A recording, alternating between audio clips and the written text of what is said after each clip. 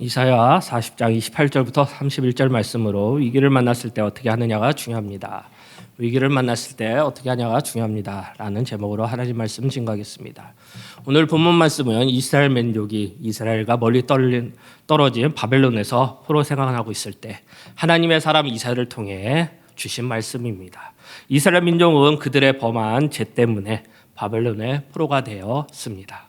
세월이 흘러 50년, 60년, 70년이 가까이 되었을 때 이스라엘 민족들은 피곤하며 곤비하다고 말씀하고 있습니다. 고난으로 인해 낙심하는 사람도 생겼고 핍박으로 인해 실망하는 사람도 점점 많아지게 되었다는 것입니다. 30절 말씀입니다. 소년이라도 피곤하며 곤비하며 장정이라도 넘어지며 쓰러지되. 피곤하며 곤비하다고 합니다. 곤비하다는 것은 피곤한 것보다 더 중한 상태입니다. 그래서 피곤, 곤비, 너무나 힘든 상태를 말하는 것입니다. 여기서 넘어진다는 것은 무언가에 걸려 넘어지는 것을 의미합니다. 걸려 넘어진다는 것은 장애물이 있다는 것입니다. 물론 장애물이 있다고 다 걸려 넘어지는 것이 아닙니다. 너무나 약했기 때문에 장애물에 걸려 넘어진 것입니다.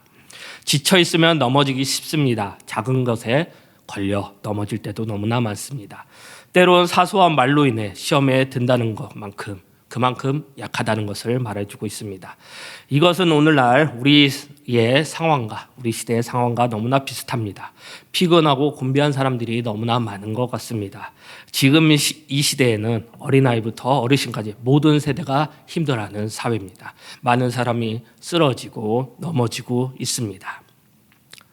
삶의 무게가 만만하지 않은 것 같습니다. 많은 사람들이 절망 속에 살아가고 있습니다. 한번 좌절하고 넘어진다면 재기하기 어려운 게 오늘날 우리 사회의 현실인 것 같습니다. 그래서 이 시대를 살아가는 사람들이 많이 탈진하는 것 같습니다. 탈진은 영어로 번아웃이라고도 하죠. 이것은 자동차가 짐을 많이 싣고 가다가 멈춰버린 상태, 더 이상 움직이지 못하는 상태를 말하는 것 같습니다. 그런데 이것이 우리날 현대인의 모습. 많은 현대인들은 에너지를 소멸하고 있고 너무나 지쳐있고 탈진하고 번아웃된 사람들이 너무나 많습니다. 아침이 되면 원래 에너지가 넘쳐야 되는데 아침이 되어도 지쳐있는 사람들이 너무나 많고 젊은 사람들, 힘이 있다고 말하는 사람들도 너무나 지쳐있는 모습, 기력이 없는 모습이 너무나 많습니다. 30절 말씀에 소년이 피곤하고 곤비한다면 더 이상 할 말이 없습니다. 진이 빠진 상태, 에너지도 없는 상태, 매우 절망적인 상태, 낙담된 상태일 것입니다. 자신에게 닥친 상황이 감당하지 못할 때 우리는 탈진하게 될 것이고 번아웃되게 될 것입니다. 상황을 감당할 수 있다면 그것은 탈진한 것도 아니고 감당할 것도 아닐 것입니다. 자신의 닥친 상황이 자신이 감당할 수 있으면 아마 에너지도 필요 없을 것입니다. 에너지가 없는 상태, 자신에게 닥친 상황을 감당하지 못한 상태가 탈진이고 번아웃 것입니다. 이것이 피곤하고 곤비하여 넘어지고 쓰러진 상태일 것입니다. 우리에게 많은 힘이 나가게 됩니다. 소진하게 됩니다. 우리의 힘이 방출되고 소진하고 나가게 된다면 힘을 막상 써야 될 곳에 쓰지 못하게 될 것입니다.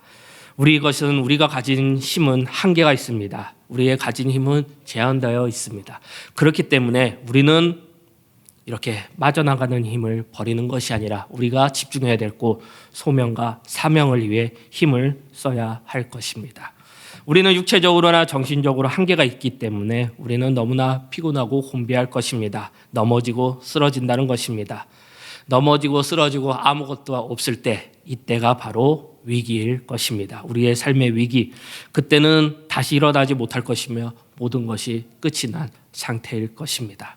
그래서 이런 이스라엘 민족과 같은 위기를 만났을 때, 우리가 위기를 만났을 때 어떻게 하느냐가 중요하다는 것입니다. 첫 번째입니다. 위기를 만났을 때 첫 번째, 오직 하나님을 아는 자, 하나님을 듣는 자가 되어야 된다는 것입니다. 더 나아가 하나님을 묵상해야 한다는 것입니다.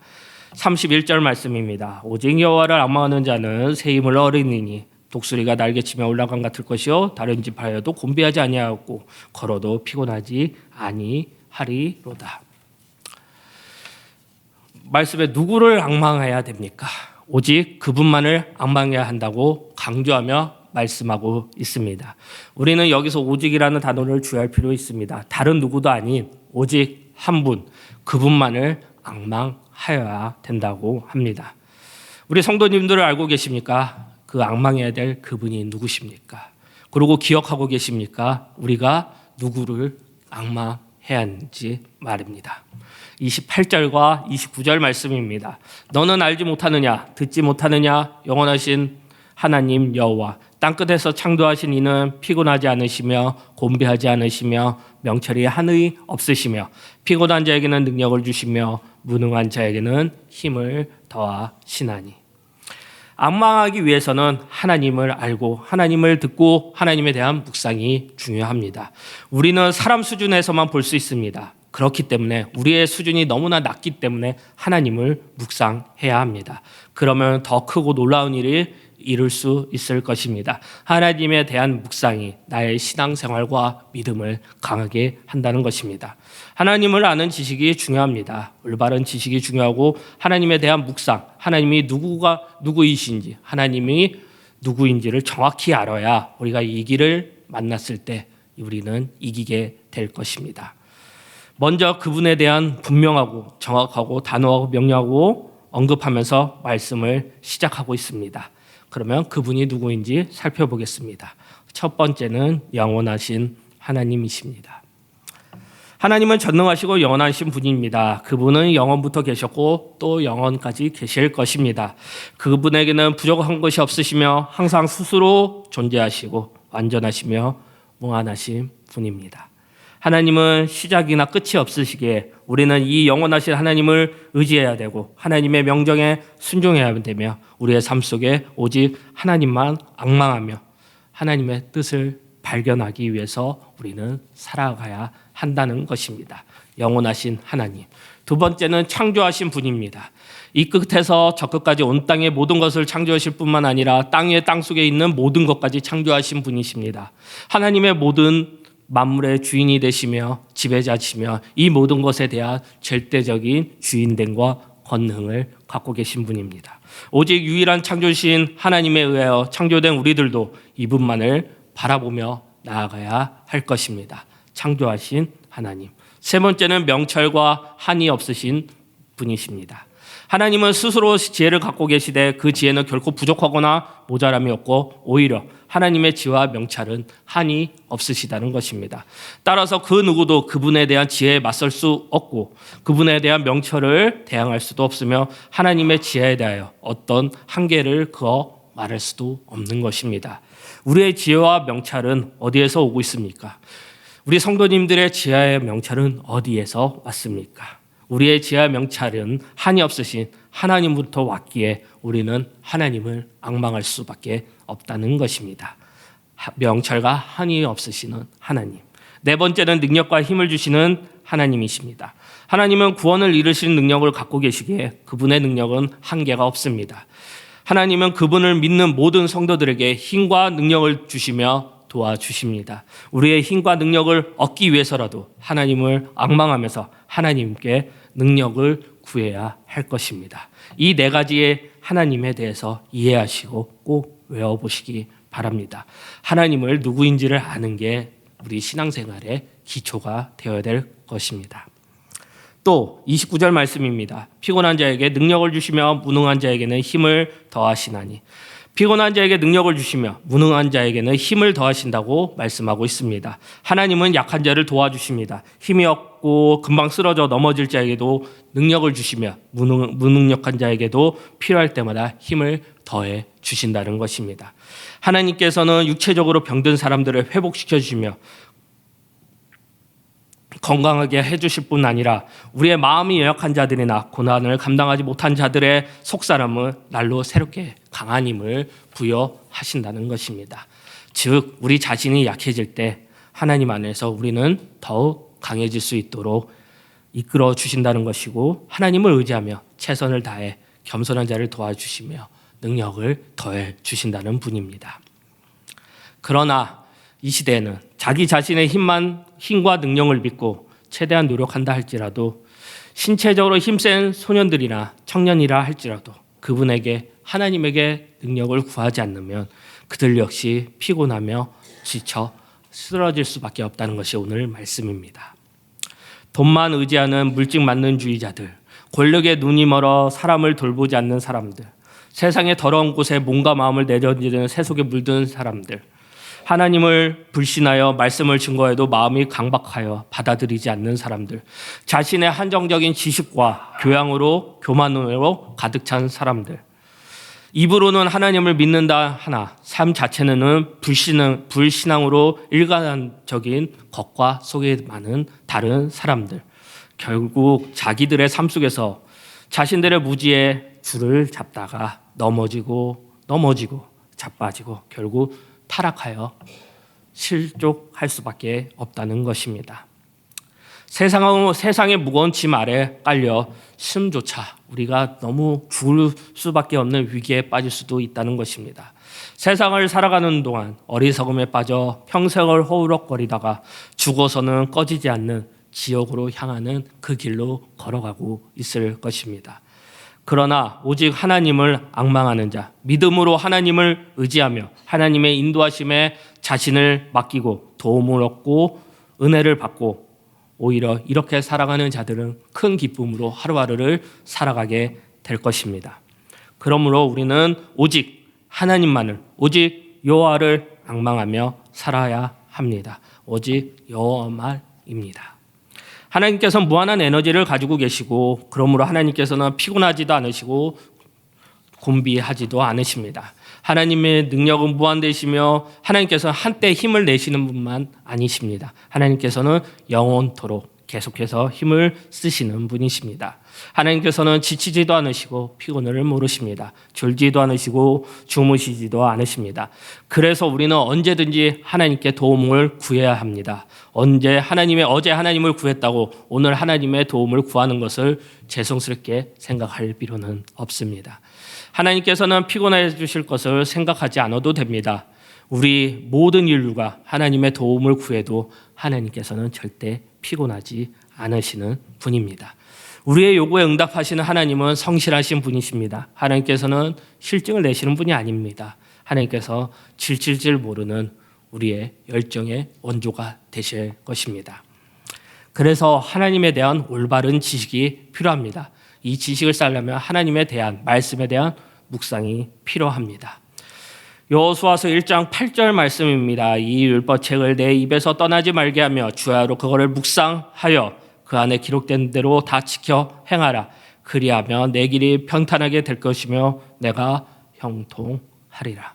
하나님의 말씀을 내 입에서 떠나지 말게 하며 밤낮으로 묵상하라고 하고 있습니다. 우리 성도님들, 하나님을 얼마나 알고 계십니까? 얼마나 들어보고 계셨습니까? 만약 많은 사람들, 믿지 않는 자들이 여러분에게 하나님은 어떤 분이십니까? 물으면 어떻게 답하실 겁니까? 우리는 전도와 선교를 한다고 합니다. 그러면 많은 사람들이 안 물어볼 수가 없습니다. 너희들이 믿는 하나님은 누구이냐? 그 대답을 어떻게 하실 것입니까? 그냥 하나님은 하나님이다. 지금 이 시대는 그렇게 말하면 더 신뢰받지 못한 종교가 될 것입니다. 하나님의 말씀은 우리가 믿고 의지하고 순종하고 있습니다. 그 말씀대로 나와 있는 하나님을 꼭 알려주시기 바랍니다. 이것이 기초고 기본입니다. 우리 목회자가 되기 위해서는 신학대원을 가야 합니다. 많은 과목들을 듣게 되죠. 특히 조직신학이라고 교리를 가르치는 과목이 있는데 그것의 첫 번째로 배우는 것이 신론입니다. 신론이 무엇입니까? 하나님에 대한 내용을 아는 것입니다. 많은 목회자들도 처음에 배우는 게 하나님입니다.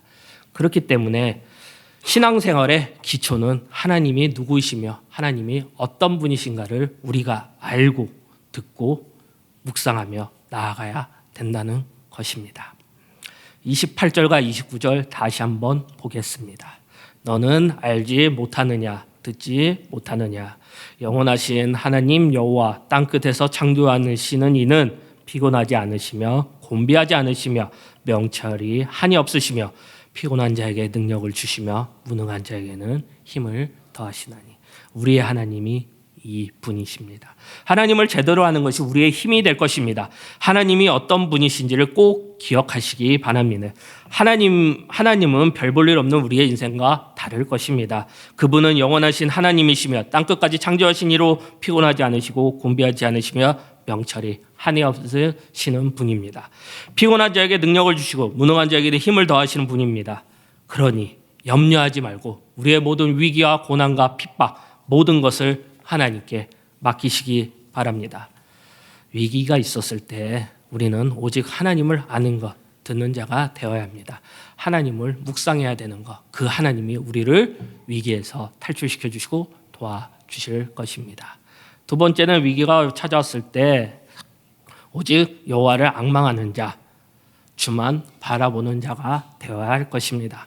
31절 말씀입니다. 오직 여호와를 앙망하는 자는 새 입은 어린이니 독수리 날개치며 올라감 같을 것이요 다른 짓 하여도 곤비하지 아니하였고 걸어가도 피곤하지 아니하리로다. 하나님 오직 여호와를 앙망하는 자라고 나와 있습니다. 그러면 오직 여호와가 어떤 분이신지 알았으니까 앙망하는 자에 대해서 포괄적으로 살펴보겠습니다.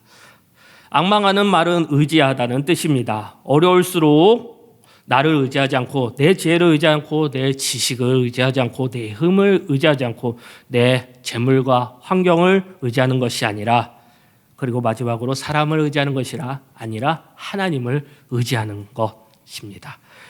잠깐 있다가 없어지는 세상을 의지하는 것이 아니고 시간이 지나면 늙어버리는 우리의 건강을 청춘을 의지하는 것이 아니라 어제와 오늘도 변함없는 영원히 변함없는 하나님을 의지한다는 것, 이것이 앙망하다는 뜻입니다.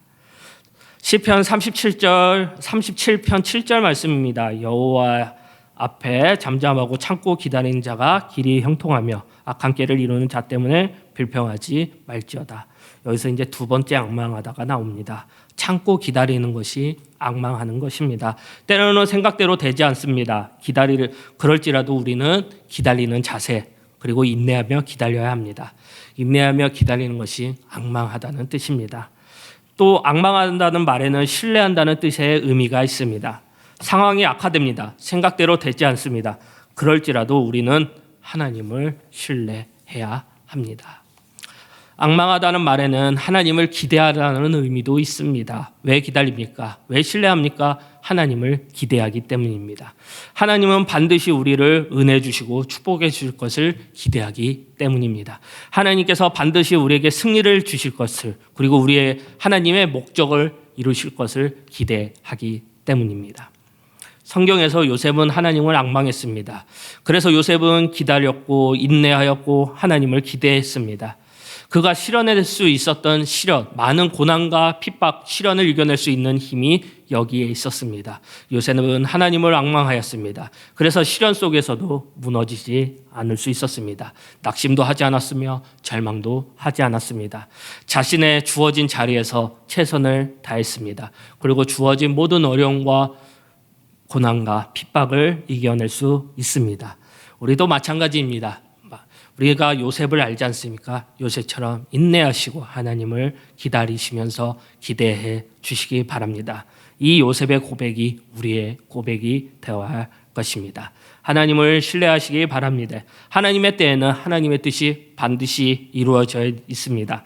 하나님께서는 우리가 얼마나 인내하는가, 얼마나 신뢰하는가, 얼마나 기대하는가, 하나님은 얼마나 우리가 기다리고 있는 모습을 꿋꿋이 바라보고 계실 것입니다. 최종적으로 항상 하나님을 바라보면서 한 걸음 두 걸음 많은 고난과 고통에 있는 우리의 인생길을 가야 될 것입니다. 큰 산과 사막이 가로잡혀 있는 우리의 길이라도 우리는 하나님을 바라보면서 나아가는 것이 참된 그리스도인의 모습일 것입니다. 사람을 우러러 보지 말고 세상에 있는 향락과 영광을 바라보지 말고 세상에 있는 지위와 돈을 바라보는 것이 아니라 오직 하나님만 바라보며 나아가라고 하고 있습니다. 히브리서 12장 2절 말씀에 믿음의 주여 또 온전케 하신 이는 예수를 바라보자 라고 있습니다. 천국을 향해 가는 우리는 언제나 믿음의 주여 또 완성케 하시는 예수님을 바라보면서 살아가야 할 것입니다. 그것이 하나님을 앙망하는 삶일 것입니다. 어떤 위기가 오더라도 이렇게 살아가시길 바랍니다. 마치 식물들이 언제나 위를 향해 자라나는 것처럼, 꽃이 태양을 향하여 뻗어가는 것처럼 우리의 마음과 우리의 모든 생각과 행동이 언제든지 하나님을 향해 자라 올라가고 향하여 아름다운 열매 맺는 삶을 살아야 할 것입니다.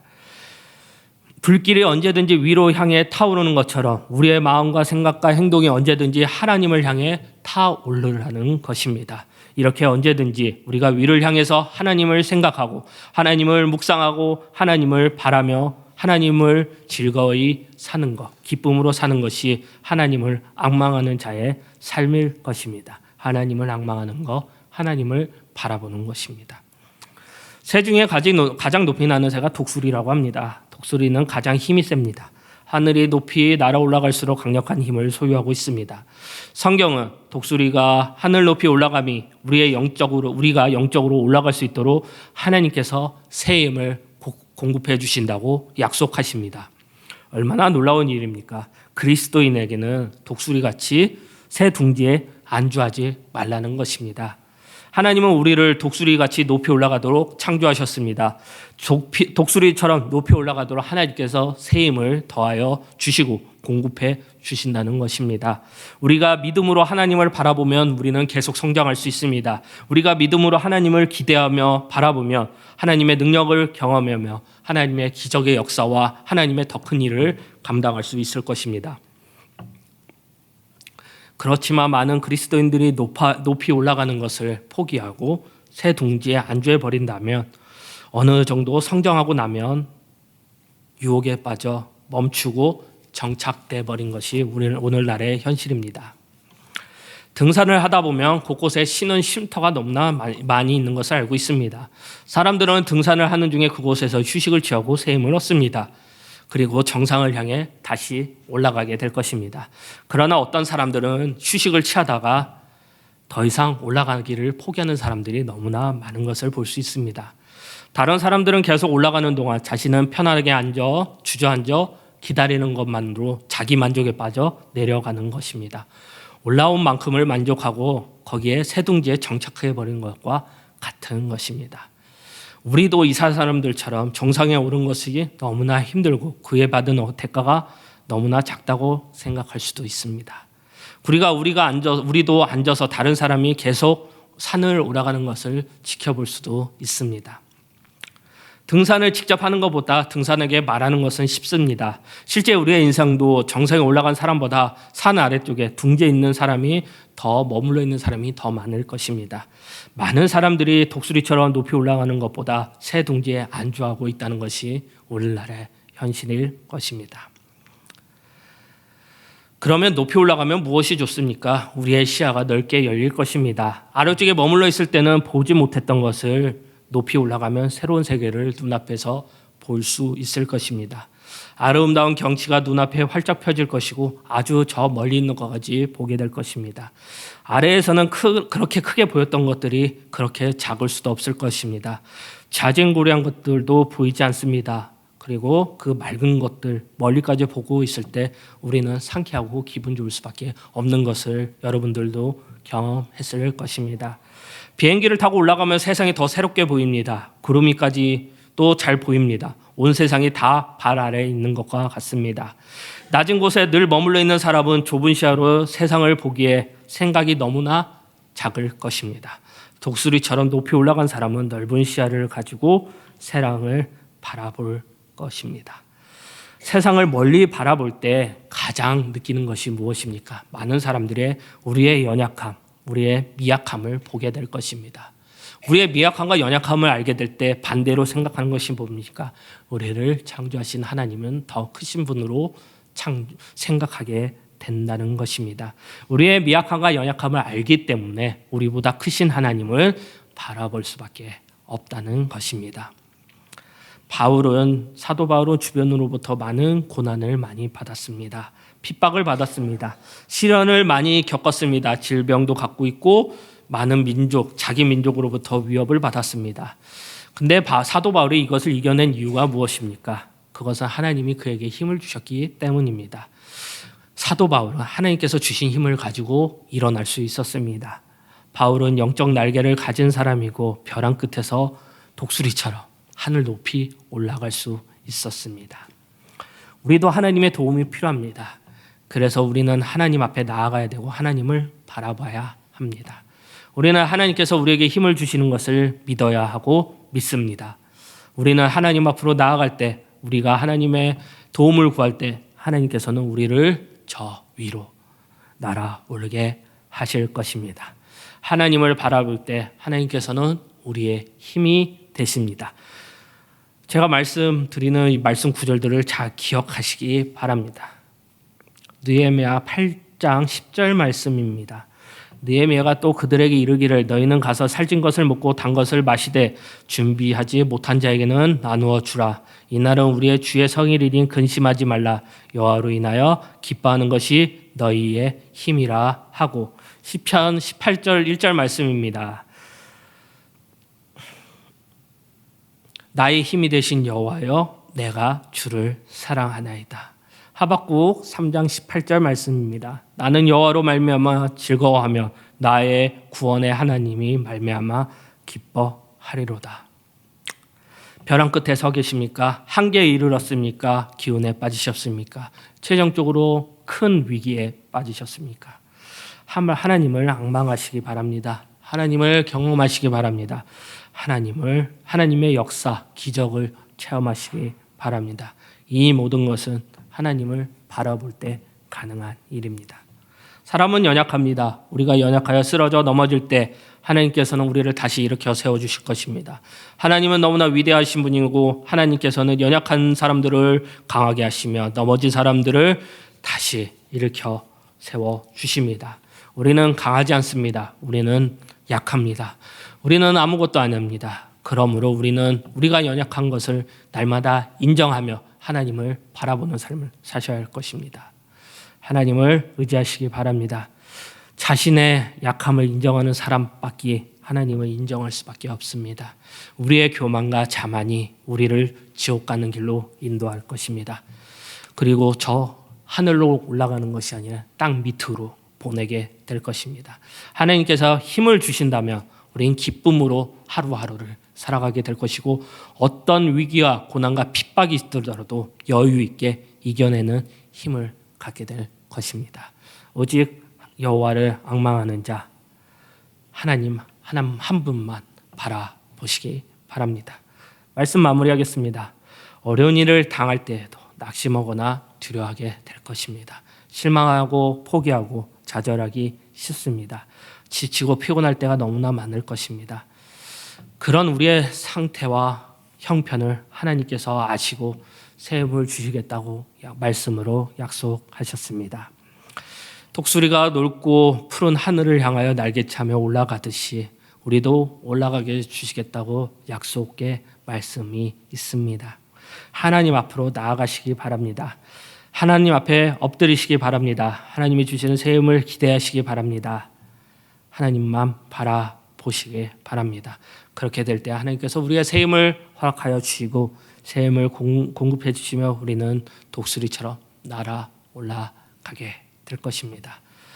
부탁드립니다. 하나님이 어느 분이신지 누구이신지를 꼭 기억하시고 고백해 주시기 바랍니다. 요즘에는 시대가 많이 변했다고 하죠. MZ 세대들과 30, 40대들, 50대들 교회 오면 제일 많이 물어보는 것이 하나님이 누구인지를 물어본다고 합니다. 근데 많은 교회와 많은 사람들이 그리고 전도 대상자가 물어봤을 때 답을 하지 못한다고 합니다. 복 준다는 건 알죠. 그렇지만 성경에 나와 있는 하나님이 어떤 분이신가를 꼭 기억하셔서 전도했을 때, 우리가 선교 갔을 때, 그리고 내 신앙 고백이 내가 믿는 하나님이 어떤 분이신가를 꼭 아시기 바랍니다. 그러므로 이 길을 만났을 때 어떻게 하느냐가 중요합니다. 첫 번째는 하나님을 알고 듣고 하나님 말씀에 순종하며 하나님을 아는 자가 되어야 할 것입니다. 두 번째는 누구냐? 두 번째는 하나님을 앙망하는 자, 주만 바라보는 자가 되어야 할 것입니다. 위기를 만났을 때 이렇게 두 가지로 하기를 바라는 홍대세계 성도님들이 되시기를 축복합니다. 그리고 예수 그리스도의 모든 은혜가 함께하기를 기도하겠습니다. 우리 일어나셔서 주만 바라볼지라 찬양하겠습니다.